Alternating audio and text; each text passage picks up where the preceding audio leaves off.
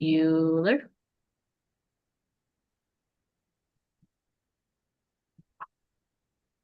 All right. I think that actually did work this time. Did it? And I don't see it yet, but I do think it's happening.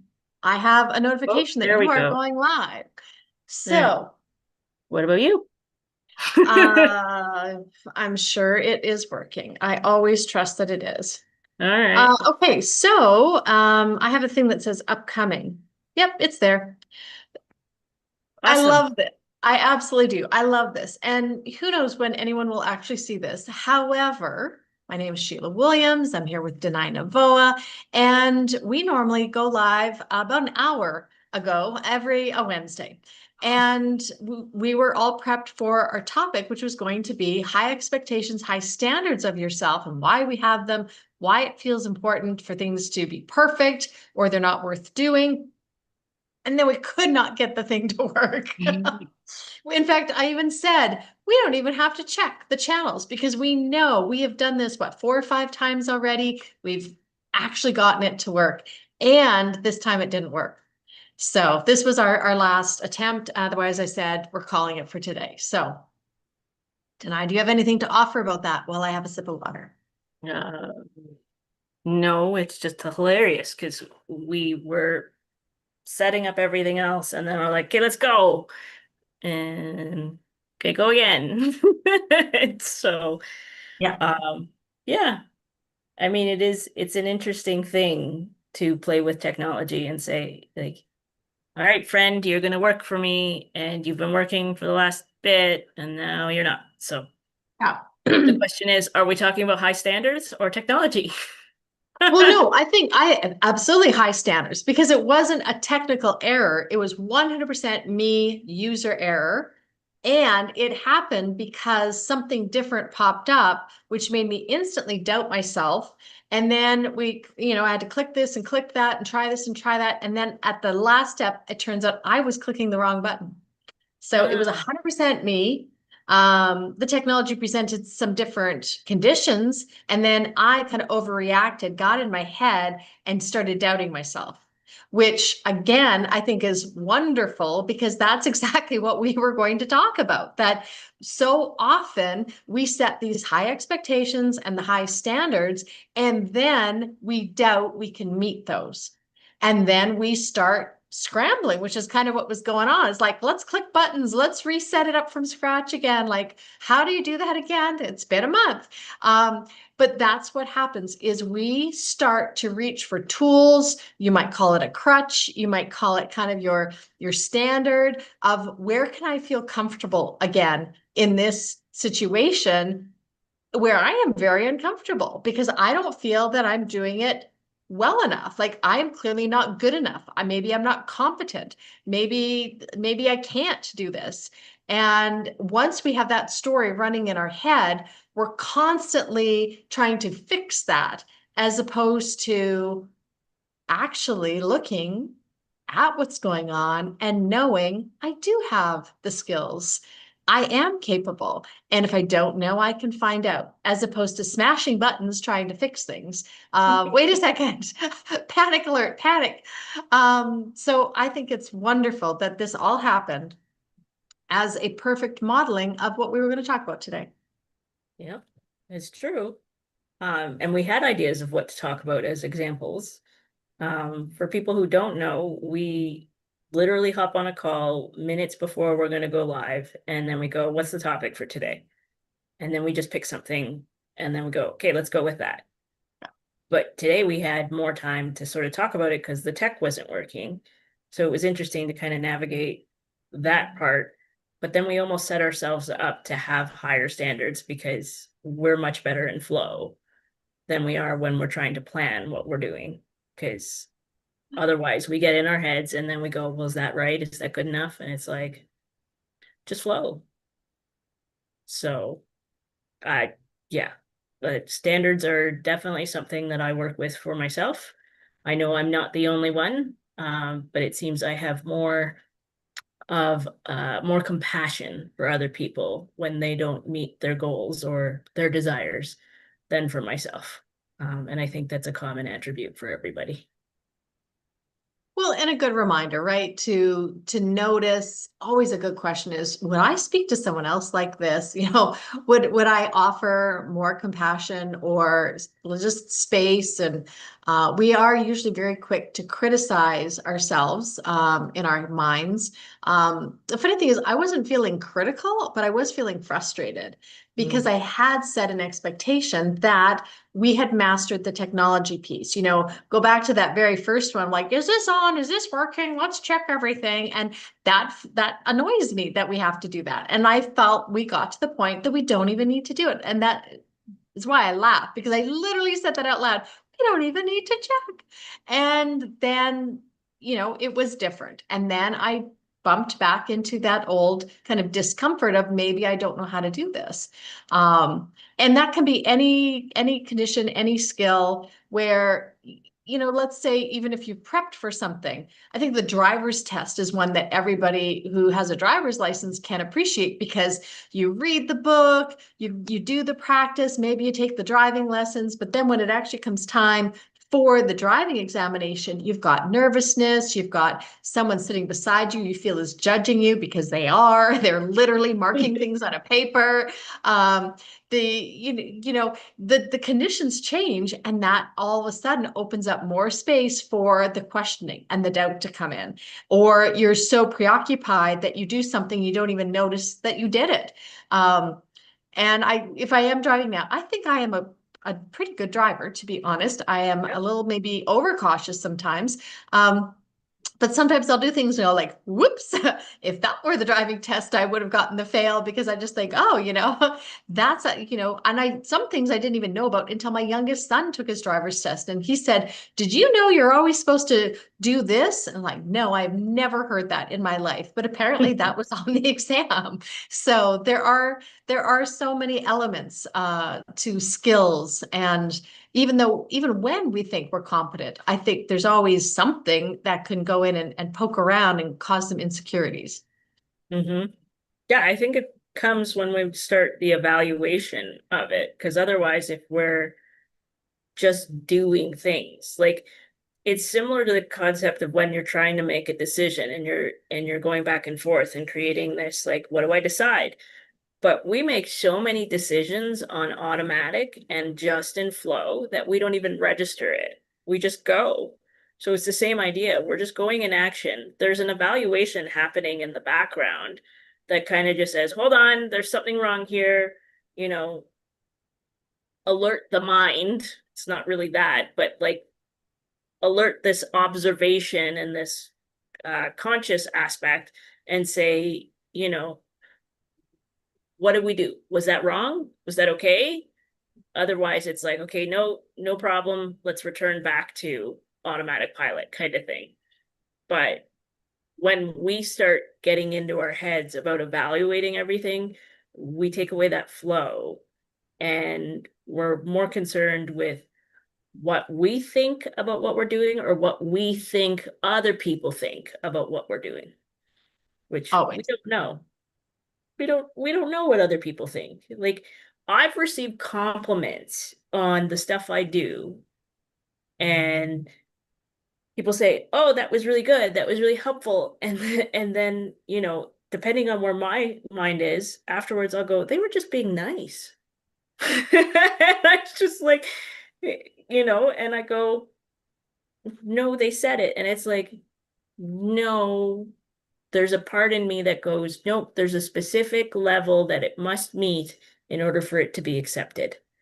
And it's so funny that it's like it's never good enough for that part, right? Mhm. So we have some stern supervisor in our head that goes, nope, not good enough. And we just have to be the rebellious employee that says, yeah, that was fine. Well, and I think that that even just that expression, fine, I think is one that can poke around, because if you received a message when you were young that you had to be better, like always better than what your initial output was, then I think that makes a difference in that it raises the threshold of what is acceptable. And I remember working with some entrepreneurs years ago, and there I am being meticulous and every detail has to be good. And they were just whipping things out like, that's good enough. It's good enough. It's good enough. Just move on. Good enough. Move on. I was shocked by that. Like, what are you talking about? It's not good enough because on the one hand, I had different standards than they did. On the other hand, I was the one that had to kind of pick up the pieces of the things that were missing. And so I had a different perspective than they did. And even though that is true, now I am understanding it is okay that it's good enough. It is okay that it's fine. If we use the 80-20 principle of, what, 80% most likely will be okay. And to really fine tune over the 20%, if you're doing heart surgery, might matter, but most of what we're doing these days in our normal day-to-day life, it doesn't require that actual level of being 100% or 99.999, which to some people who claim that perfectionist tendency, that's the standard. And I've agonized over writing out emails like newsletters, like it has to be the right word, it has to be the right tone, and then send it out, and then afterwards go like, oh, look, like I missed that punctuation, or that wasn't the right word. I wish I could send it over again. Like, did that dilute the whole message? Did anybody else even notice? Let's agree, probably not. So No, you worth it. noticed. Yeah, you noticed, and that's what carries the power, right? I mean, I have the same situation as you're talking about things. I'm sitting there going, yep, yep, yep. And I mean, I just had something recent with an email where um I was sending people songs that reflected their astrological sun sign, and that was a lot of fun. But I did 4 emails on that. And the third email, I was just so excited about the energy around it. And, I was typing away and I forgot to hyperlink the songs. And I thought, how dare you? Like, that you just happened to have the link right there for everyone and it looked messy. And I was like, wow. Like, there's not even a chance to go. The email was fine. Everything else was good. But I was Yeah. looking at it, I was like, why didn't it work? Why didn't the link work? And I was like, because you didn't do it. Yep. So I sent another one and I shared the story about that and I made sure I did it. I was about to get everything ready, but I mean, I sent the email pretty late and I sat there and I went, oh, the hyperlink, let's do that. So it's just, yeah. I mean, I am very hard on myself with anything because I want to make sure it's the best. Yeah. Um, and that is, sometimes uh, an expectation, could probably say all the time, not an expectation that's absolutely needed because it can hinder things, right? I go over things multiple times, or I am harder on myself when I do find an error. I laughed in one of the books I'm reading that it's been published, and I look, that's an error. There often are in published books. And when you think how many editors, proofreaders, like so many people put their eyes on it, and it still is there. And knowing that doesn't mar your entire understanding or enjoyment of a book. Yeah, So it is fascinating. And it's funny because when we started this conversation, you talked about how much better it is to be in flow. And yet then you just said that you can agonize over the details. And so we 100%. all have those kind of like inclinations. And yet I do think it's worth noticing and being aware, a bit more of an observer when we are in those moments of, does this really matter? If I called this good enough or fine, could that be okay? What would I need to do to get it to a point that I could be okay without needing it to go into this other territory? Like, I'll find myself at times, I'm better than ever before. I don't actually claim perfectionism anymore. There's still a bit over there, but more often than not, I am okay if it's not perfect. But there are times when I'm just like, okay, getting in, digging in, digging in. Okay, a little bit, and then I realize it's been 15 minutes. is this how I want to spend my time? Because what I'm doing isn't really accomplishing anything. I'm not moving my satisfaction level. I'm not moving the quality, whatever it is. Like if I'm trying to find the perfect font or something, people don't really care. And at the end of the day, I don't really care. I might know what's wrong, but to just keep, well, what about this one? What about this one? What about this one? What, okay, well, those were all okay. Maybe after the second one, go, yeah, that is fine. It is fine. Mhm. I think what's important as we wrap up is that people when they have these types of thoughts, and you said something like it doesn't matter or does it matter, and for an aspect of you, whatever it is, it does matter, but it Yeah. doesn't matter for the reasons that the person will think. Like it's the font. Like, why is that important? And then it's like, well, the font, if somebody like you go down a trail, what does it create? What does it lead to? Like the font. Well, if somebody doesn't like it, they're not going to read my stuff. And if they don't read my stuff, they're not going to know what I'm doing, et cetera, et cetera. Like, but like for me, the path would be like if they don't like the font, they don't like me. Like, right? So That's quite it a jump. well, I took the fast Yeah. route because we have to wrap up. But it's just interesting to me. Like there would be a lot more in there, but I know because I've explored this in myself to say that I know what it leads to, and the message typically leads to I'm not good enough or I Yeah. don't do things good enough. Yeah. So I can make that jump when I'm nitpicking something or I find a mistake and I go, oh, there's evidence that I'm not good enough. Not true, but that's what my radar detectors are looking for. So what do people do with this? And I think the important thing is know that the minutia of things that annoy you or get to you always have something behind it, and it's to explore what that something could be. So Yeah, I agree with that 100%. There's always an underlying belief that feels true. And when we can isolate that, that's when we're looking at the right area yeah. to let it feel better. There's no question. So, wow, I actually have a new offer coming up next week, all about that. Like, thanks for that segue. Not intentional. It wasn't, but it's because this is the basis of the work, and Yeah. it makes such a difference. So, all Yeah. right, thank you, Danai, for persevering and just keeping calm through that whole rigmarole. And thanks for anybody who listened. Feel free to drop a comment, subscribe, whatever you need to do. Reach out if you have any questions. And we will be here next week. Yeah. And hello to Anna and I assume Louise, because we've had two people watching. Wonderful. Love it. All All right. right. Thank